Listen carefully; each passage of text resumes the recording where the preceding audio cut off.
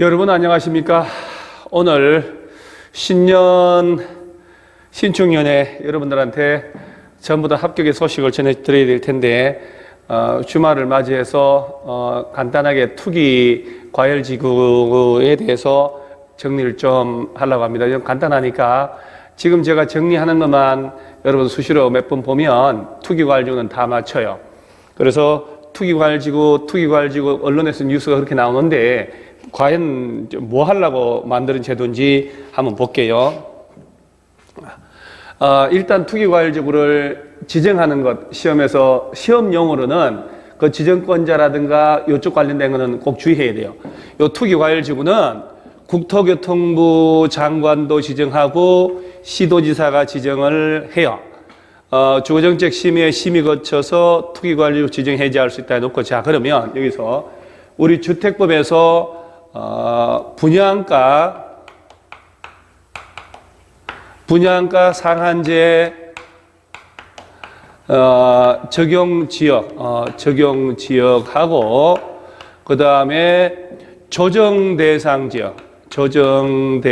지역하고 그 다음에 투기과열지구인데 요건 꼭 외워놓으세요. 둘 다 분양가 상한제 적용 지역하고 조정 대상 지역은 국토교통부 장관만 지정할 수 있다는 것 꼭 알아놓고, only 장관만. 그런데 투기과열지구는 두 마리 치킨 하듯이 국토교통부에서도 지정하고 시도지사도 지정할 수 있다 하고 딱 머릿속에 넣어놓으세요. 이건 뭐 언제 나와도 이상하지 않으니까. 그 다음에 절차 쪽에서도 만약에 국토교통부 장관이 지정하거나 해제할 때는 아래 것들 시도지사의 의견을 듣고, 시도지사가 지정할 때는 높은 사람인 국토교통부하고 협의하라 하는데 문제를 내다 요걸 쓱 바꿔서 이렇게 바꿔서 낸 적도 있어요. 그래서 우리 머릿속에는 국토교통부 장관이 지정할 때는 아래 것들 시도지사 의견 듣고, 시도지사가 지정할 때는 높은 사람하고 협의하는구나, 이렇게 머릿속에 정리하는 거예요. 막 책을 보고 암기하려 하지 마시고 편안하게 머릿속에 이렇게 입으로 몇 번 떠들면 돼요. 그 다음에 국토교통부에 대해서는 1년마다 요건 외워놓으셔야 돼요. 심의 소집해서 지정된 지역별로 가격이 안정됐는지 고려해서 지정 유지 여부를 재검토한다. 자, 1년마다 고스톱 풀지 말지 결정한다. 이렇게 딱 외워놓고, 그 다음에 해제를 보면 여기서 포인트 하나가, 국토교통부 장관 시도지사는 투기과열지구 지정 사유가 없어졌다라고 인정하면 지체 없이 해제해야 한다. 이거 모의고사 어떤 데 보면 해제할 수 있다 이렇게 나오거든. 아니에요.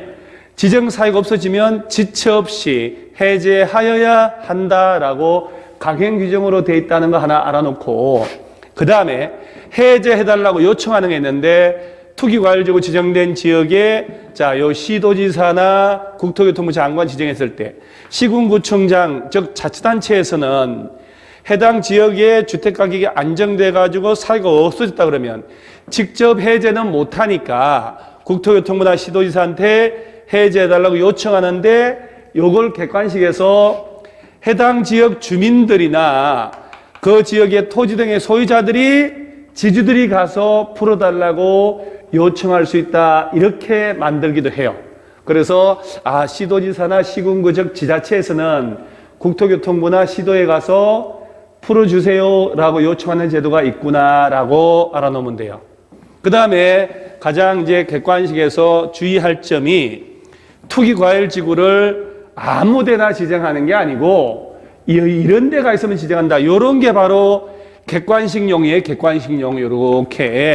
요런 식으로 해서 빈칸 메꾸시오 하는 거예요. 자, 투기과열지구를 지정할 때 첫째, 주택 공급이 있었던 직전 2개월, 10월 달이면 8, 9, 2개월. 해당 지역에서 공급되는 주택의 청약 경쟁률이 5대1 초과하였거나, 국민주택 규모 이하라는 것은 소형, 85 이하의 소형 주택이죠. 경쟁률이 10대 1 초과한 거. 그러면 이게 헷갈리니까 국민주택 규모 이하의 소형주택, 암기하라고 하는 거야, 암기. 코딱지는 10대 1, 보통은 5대 1 이렇게 연습을 하면 돼요. 그러면 아마 적나라하게 외우는 게 잘 외워지니까. 자, 청약 경쟁률이 나오면 직전 2개월 외워놓고, 2개월. 그 다음에 보통은 5대 1, 코딱지 10대 1, 이렇게 딱 외우는 거예요. 입으로 두어 번만 듣으면 완벽해집니다. 이거 뭐 할 게 뭐 있다고. 그래서 이 직전 2개월간 경쟁률 5대 1, 코딱지 국민주택 규모 이하는 10대 1, 10대 1 초과한 곳은 투기과열지구. 그 다음에 해당해가지고 주택 공급이 위축될 우려가 있는 걸 해가지고 주택의 분양 계획이 직전월보다 30% 이상 감소했다, 증가한 게 아니고 분양 계획이 30% 이상 감소한 곳, 30% 이상 감소한 곳이라고 연습을 하는 거예요. 그 다음에 사업계획 승인, 건축허가 실증이, 자, 직전 연도보다 급격히 감소. 자, 직전 연이어야 되는데 직전 월로 슬쩍 바꾸면 정말 얍삽한 문제죠. 근데 주택관리사 시험에서 한번 낸 거예요.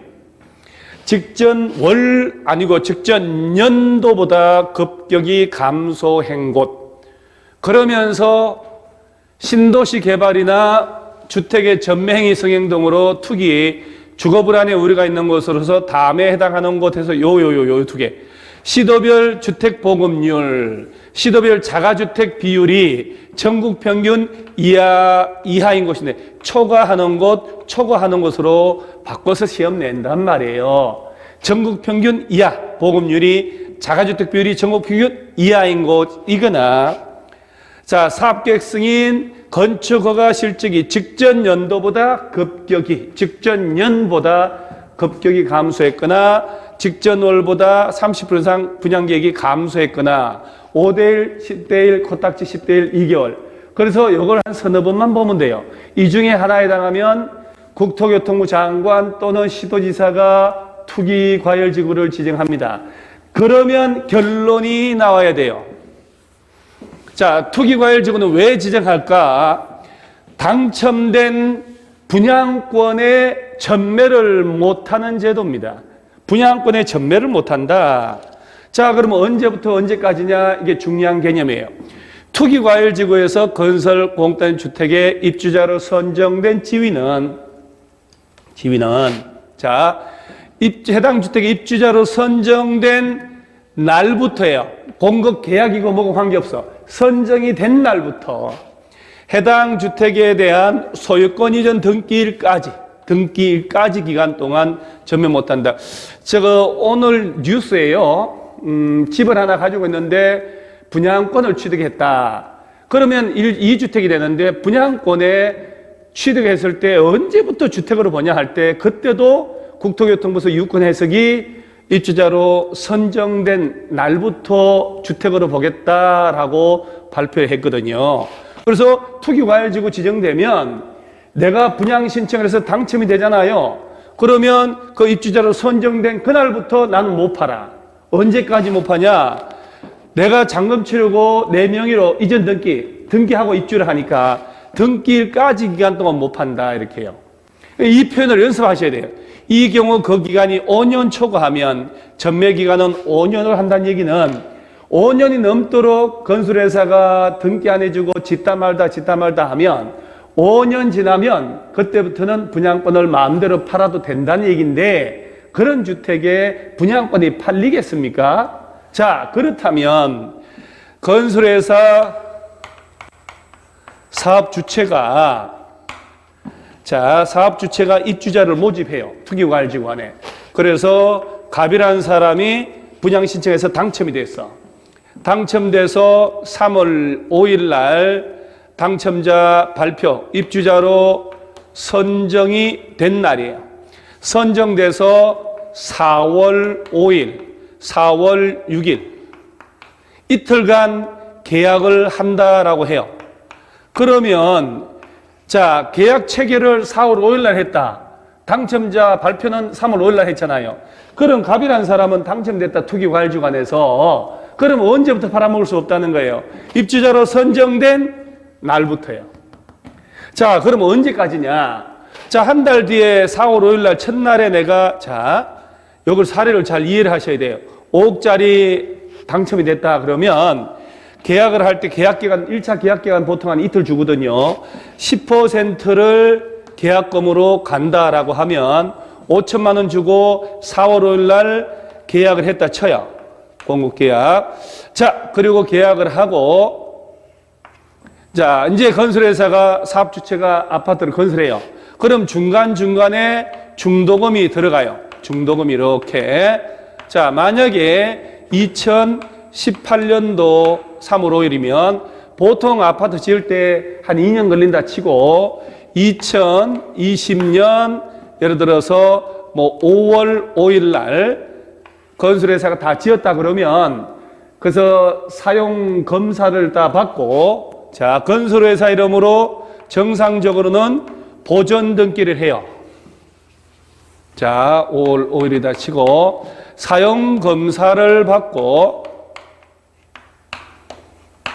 건설회사 이름으로 보존 등기부를 개설해야 되니까 보존 등기를 하고 갑은 이제 마지막으로 중도금 6번 들어갔다 치고 둘, 아유, 한 번 더 들어가고요. 이제 중도금은 뭐 계약에 따라서 달라지니까 다 들어가서 잔금이 10% 남았다고 쳐요. 그럼 계약할 때 5천만 원, 잔금 5천만 원.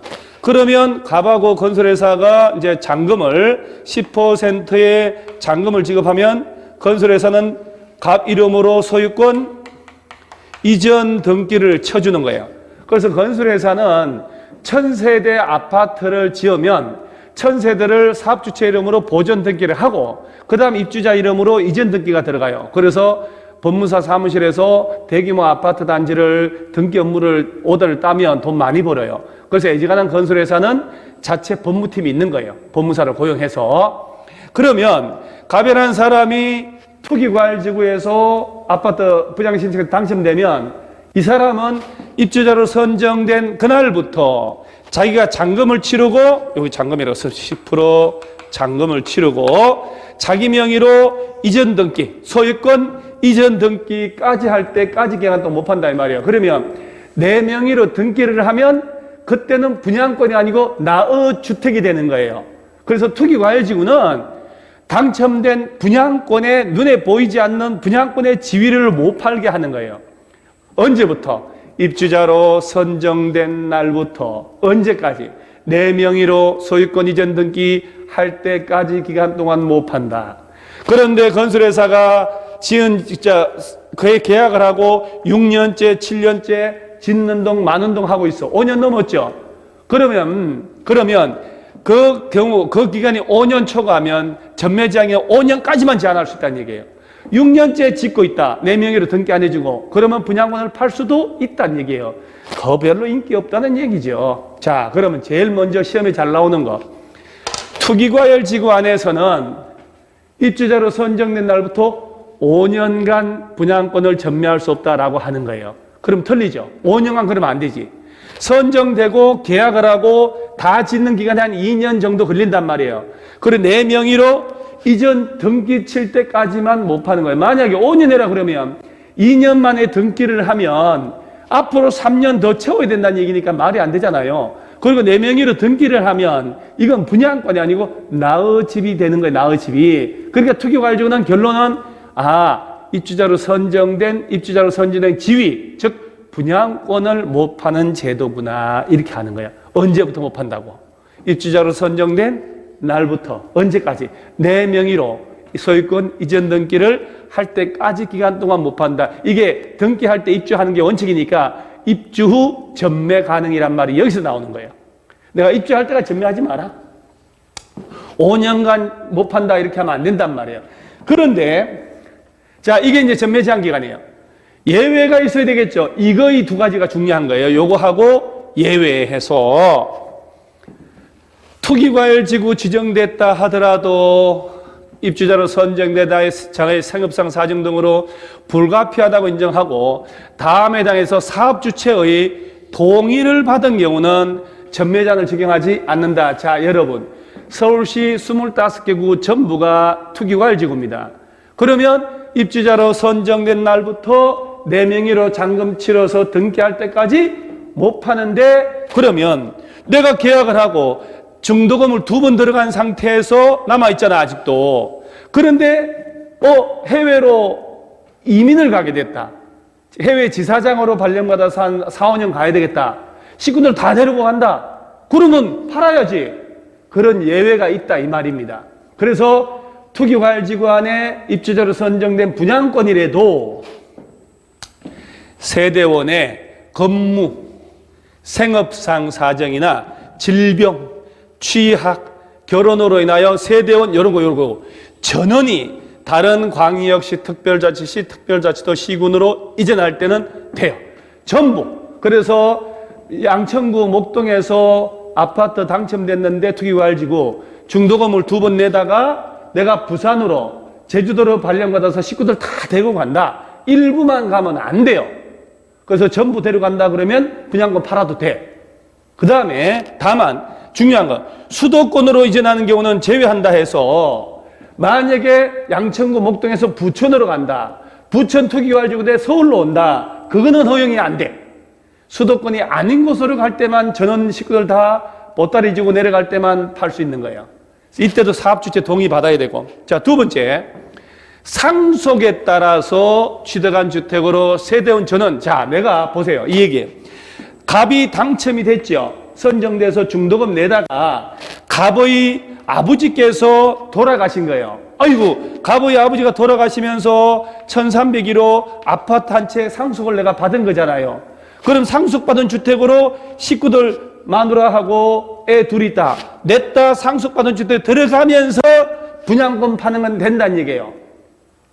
무슨 말인지 알아듣겠지요? 그래서 상속에 따라 취득한 주택으로 세대원 저는 그러면 나만 들어가고 애들은 안 들어간다. 안 돼요. 다 들어가야 돼요. 세대원 전원이 해외로 가거나 2년 이상 이거 중요한 거예요. 해외 체류할 때 이때는 내가 베트남 가서 한 5년 동안 해야 되겠다. 지사장으로 이민 가야 되겠다 라고 할 때는 팔아도 돼요. 이런 손님이 있으면 물건 확보해서 분양권 거래해 준 게 해도 돼요. 그 다음에 이혼하면서 모든 게 다 해결되는 게 이혼이죠. 입주자로 선정된 지위를 배우자한테 준다든가 뭐 남을 냅두고 입주자로 선정된 지위나 주택의 일부를 이거는 이혼하지도 않았어.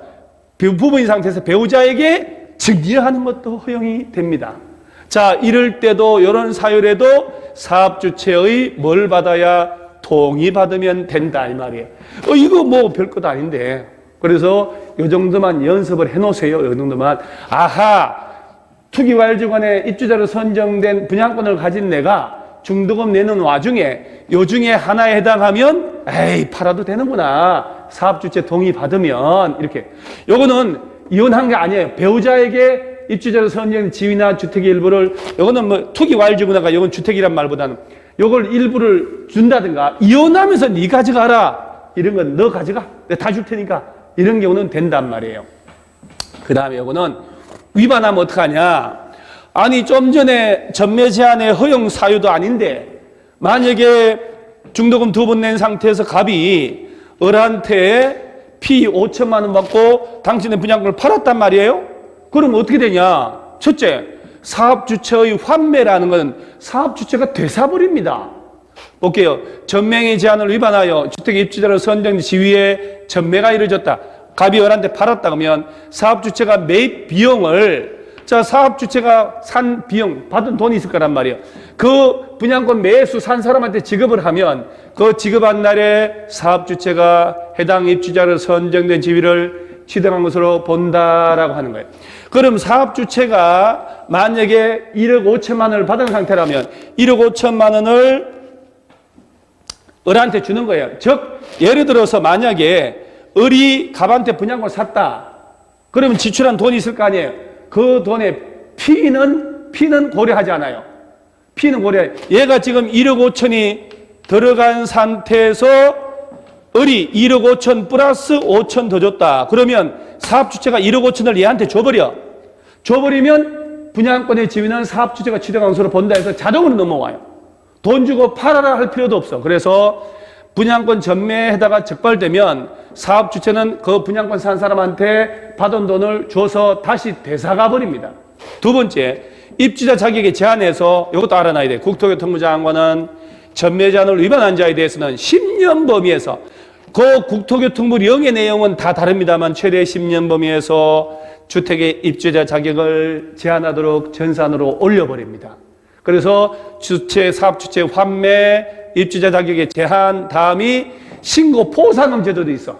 그래서 시도지사, 서울시장은 시도지사 속에 들어가니까 64조 위반하여 분양권 등을 전매하거나 알선한 자를 중개업자, 주무관청에 신고한 자가 있으면 포상금 줄 수 있다는 제도만 알아놓고 그 다음에 벌칙 투기과열지구안에서 입주자로 선정된 지위를 전매하거나 전매 알선한 자, 이게 중개업자도 걸리면 죽는다는 얘기예요.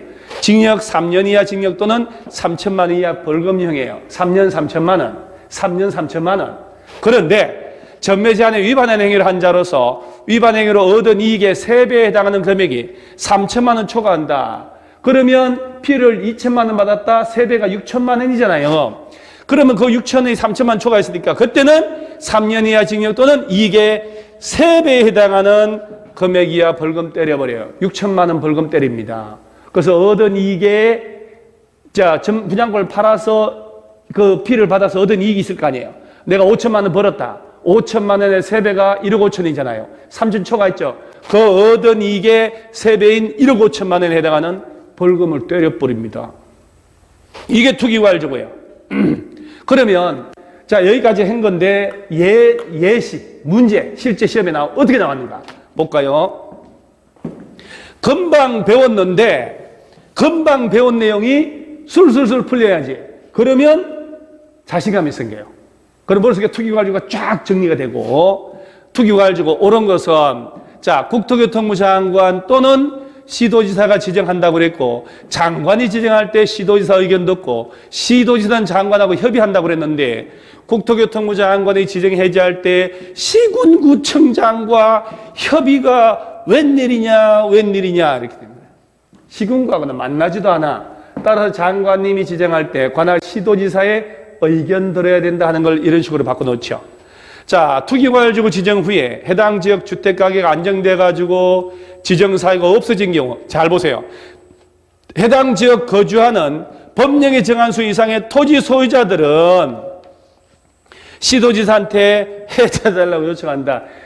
주민들이 가서 풀어주세요 요청한다는 건 말도 안 되죠. 따라서 아까 시도지사나 시장, 군수, 구청장이 국토교통부 장관이나 시도지사한테 가서 풀어달라고 요청한 제도는 있어도 지주들이 가서, 주민들이 가서 풀어달라는 제도는 말도 안 된다 하는 겁니다. 말도 안 된다.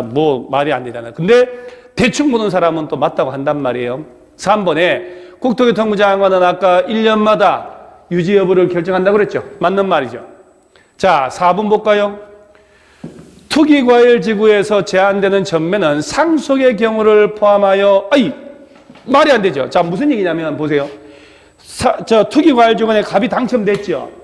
중도금을 내다가 죽어버렸다고. 아까는 아버지가 돌아가셔서 이 집으로 들어가면서 이걸 판다는 얘기고, 요것은 갑이 분양받은 갑이 죽어버린 거예요. 그러면 갑의 자식들이 누가 있을 거 아니에요? 이걸 상속받는 건 될까 안 될까? 그건 되죠. 그래서 상속의 경우를 포함하여 권리변동 수반은 모든 행위를 말한다가 상속은 제외돼요. 상속은 괜찮아요. 매매, 증여 이런 건 안 돼요. 상속받는 건 괜찮아요. 이혼으로 인한 양도 양수도 괜찮아요. 그래서 이것도 틀렸고. 그 다음에 투기과열지구에서 주택의 입주자로 선정된 지위는 이혼으로 인하여 배우자에게 이전이 불가피하고 사업주체 동의받은 경우에도 이런 식으로 할 수 없다. 이런 건 다 틀려요. 이런 조문이 많을 때. 그래서 이혼하면서 주는 건 허용이 된다. 사업주체 동의받으면 된다 하는 거예요. 그 다음 요게 28회 시험 나온 거 따뜻한 문제입니다. 요거 이번 시험 얼마 전에 나온 거죠. 이거 숫자. 2개월간 코딱지가 10대 1 나왔으면 보통은 5대 1이 나오죠. 그래서 코딱지만 잘 외워놓으면 국민주택 규모 이하가 10대 1, 보통은 5대 1 직전 2개월 입으로 떠들면서 외우는 게 최고입니다. 다음에 해당하여 주택공급 위축된다. 직전으로보다 분양계획이 30% 이상 감소했다라고 하는 거예요. 그래서 얘가 28회 시험에서 나온 거예요. 별거 아닙니다. 제가 늘상 얘기합니다. 기출문제 10년치만 완벽하게 해놓으면 절대로 떨어질 수 없는 시험입니다. 1000명을 뽑아도 나는 합격한다 이렇게 되는 거예요. 자, 그 다음에 이런 문제 22회. 수준 높습니다. 세대주인 갑이 취득한 주택은 주택법에 따른 전매행위 제한기간에 있다. 더 전매할 수 있는 경우를 골라봐라. 세대는 갑의 아들의 결혼, 생업사 사정, 결혼이나 취업 등등으로 인하여 갑의 세대는 전원 조합, 서울특별시로 이전한다. 안 돼. 수도권으로 이전할 때는 허용되지 않습니다. 자, 갑은 상속에 따라 취득한 주택으로 이전하면서 갑을 제외한 나머지는 다른 새로운 주택으로 이전한다. 전부 가야 되죠. 갑의 세대원 전원이 해외 체류 1년 6개월 안 돼요. 2년 이상. 세대원 갑의 가족은 국내 체류하고 갑은 해외로 간다. 다 해외로 가야 돼요. 따라서 5번에 갑이 이 주택의 일부를 배우자에게 주는 것은 허용을 합니다. 입주자로 선정된 지위나 주택의 일부를 배우자에게 증여하는 건 허용을 합니다. 따라서 이게 정답인데 이게 22회 시험 나왔죠. 자, 그럼 볼까요? 얘가 24회죠. 그러니까 왜 기출문제가 중요한지 아시겠죠? 24회 시험장 간 사람이라면 그 전에 22회 시험 나온 걸 딱 토대로 해가지고 완벽하게 정리하고 갔어야죠. 그러면 주택법상 주택의 전매행위 제한을 받는 경우에도 불구하고 전매가 허용되는 경우에 해당하는 것은 세대주의 건무상 사정으로 인하여 세대원의 일부가 수도권으로 다 틀렸죠. 전원이 1년간 2년 이상 이혼으로 인하여 주택을 그 배우자에게 전한다. 오케이. 세대원 일부가 해외로 전부 가야 돼. 상속에 따라 취득한 주택으로 세대원 일부가 전부가 들어가야 되죠. 그러니까 아이고 기출문제 별거 아니네. 아무리 기출문제가 별게 잠깐만요. 별게 아니더라 하더라도 요런 내용들이 머릿속에서 돌아가줘야 되죠. 요런 내용들이. 그러니까 투기과열지구는 투기과열지구는 누가 지정하는지 요 놓고 투마리 치킨 지정할 때 절차 시도의사 의견 듣고 높은 놈하고 협의하고 1년마다 고스톱 여부를 결정한다. 그 다음에 해제 사유가 있으면 반드시 해제해야 되는데 시도시장문수구청장은 장관 시도에 가서 해제 요청할 수 있다. 지주들이 하는 게 아니고. 그 다음에 어딜 대상으로 하냐. 2개월 5대1 코딱지 10대1 30% 감소했고 직전 연보다 공급계약 허가 실적이 확 떨어졌다. 그 다음에 이런 거 주택보급률, 시도비율, 자가주택비율이 전국 평균 이하 이런 데가 대상이 된다. 그러면 이제 전매행위 제한기간 입주자로 선정된 날부터 4명으로 등기할 때까지 그 기간 5년 넘어가면 5년까지만 제한하세요 하는 거예요. 그런데 이 전매행위 제한기간이 있더라도 사업주택 동의받아서 이런 사유에 해당하면 된다. 아니 침착하게 서너 번만 보면 왔다 주워 먹는 거 아닙니까 이게. 벌칙 3년 3천만 딱 외워놓고 말이죠 이렇게. 그래서 이 정도 기출문제가 풀린다 그러면 여러분 실전에 모의고사는 주워 먹는 것이고요. 우리 10월달 앞으로 많이 남았지만 그 문제 게임 끝납니다. 투기과열지구. 그 다음 제가 앞으로 이제 주제별로 딱딱딱 정리해서 유튜브에 올릴 테니까 제가 정리하는 것만 해도 그까짓 공법 70점, 75점 충분히 나올 수 있죠. 벌벌 떨 필요 없다는 것. 자, 제가 발음은 잘 안 되지만 해피 뉴 이어 올해는 드디어 정말 여러분 32회 전원 합격할 수 있도록. 자, 보세요. 인간의 가치는 얼마나 높은 이상을 갖고 있느냐 따라서 수준이 결정된다. 합격 그것은 별거 아니야 라고 생각하셔야 돼요. 운명 걸고 하지 마세요. 별거 아니야. 나 통과 의뢰야. 당연히 합격하지. 합격 이후에 더 큰 일이 남았을 텐데. 그래서 공인중개사 시험을 반드시 따야 되겠다라는 큰 이상을 가지고 그 꿈을 올해는 반드시 이룰 수 있는 한 해로 되기를 바랍니다. 32회 꼭 합격한다. 합격의 길 명작공법. 그래서 공법은 여러분과 1년 동안 명작공법이 고득점할 수 있도록 반드시 도와드리겠습니다. 여러분 반드시 합격할 수 있습니다. 화이팅! 자, 오늘 이만합니다. 수고하셨습니다.